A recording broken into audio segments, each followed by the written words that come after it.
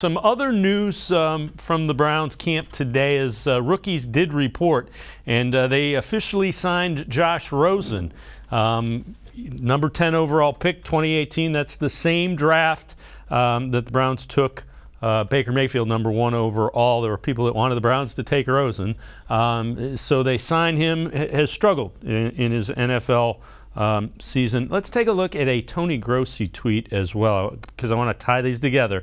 So Grossi feeling that the Rosen signing signals the Browns to expect an 8-game Watson suspension. Again, we're reading tea leaves. Let's talk one about Watson, one about Rosen, and two, if you think there's anything that is tied to Watson. I'm not so sure there is. No. I think Rosen, you look at that draft, man, back then, not only have you Baker Mayfield, but you also have Sam Darnold. Those two are playing on the same team with Carolina, and Josh Rosen. So you think about it, in that list of conglomerate guys that they were talking about, you got Baker Mayfield, you got Sam Darnold, you got Lamar Jackson, you got Josh Allen, and you have Josh Rosen. Now, you look at it, man. Two of those guys are stellar players. Baker has had some ups and downs, but he's shown a little something. But pretty much the only one that have proved to be franchise quarterbacks are Lamar Jackson and Josh Allen. So, I look at Rosen, bringing him in is something. And I talked to DeQuell Jackson today. He says, "Listen, this is like a camp arm. I don't expect him to come in and just all of a sudden pick up the play. He's a really smart, intelligent guy, but he hasn't been in the system, doesn't know the playbook. All the rest of the guys have gone through OTAs. They've gotten the playbook.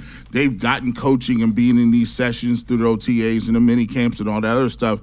I think it would be kind of foolish to come out and think that Josh Rosen is going to, somehow be a guy that's going to be competing with either with Jacoby Brissett. Now, I think it'd be even difficult for him with Josh Dobbs, because just for the simple fact that these guys have already been here.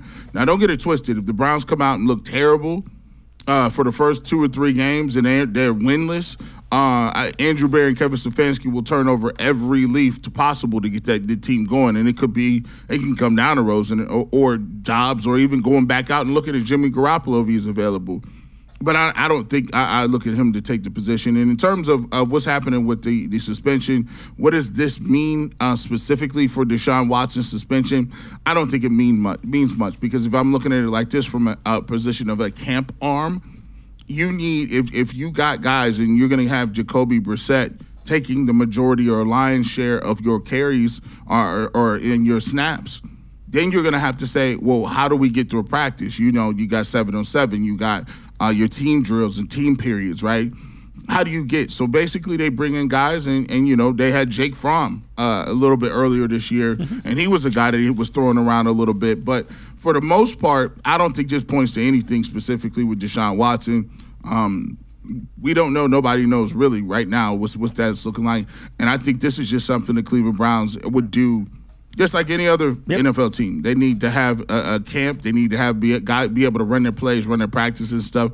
And it's a security blanket. It's a policy for if Jacoby Brissett goes out there and, God forbid, falls down the first day and messes his ankle up or knee, now you at least got something in the pipeline in the works to get him ready. Yeah, and the other thing is if you see something you like, you put him on the practice squad. You hope you can unlock the talent that was the 10th overall pick in the draft. It's a low risk move for the Browns.